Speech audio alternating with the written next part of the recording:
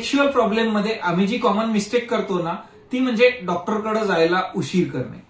आणि हा उशीर हा मला खूप घातक असतो. हा आमच्यासाठी गोल्डन पिरियड असतो.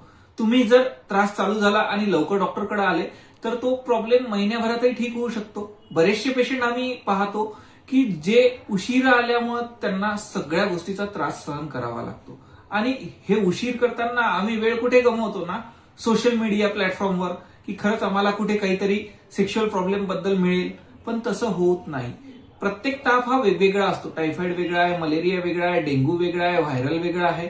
त्याची ट्रीटमेंट वेगळी आहे. त्याच पद्धतीमध्ये साधा इरेक्शनचा जर प्रॉब्लेम असेल तर तो वेगवेगळ्या कारणाने असू शकतो. हार्मोन्समुळे असू शकतो, शुगरमुळे असू शकतो, वयामुळे असू शकतो, रिलेशनशिपच्या प्रॉब्लेममुळे असू शकतो. प्रत्येकाची औषध वेगळी आहे. तर सगळ्यात महत्वाचा पार्ट आहे, तुम्हाला जर कुठेही अडचण जाणवत असेल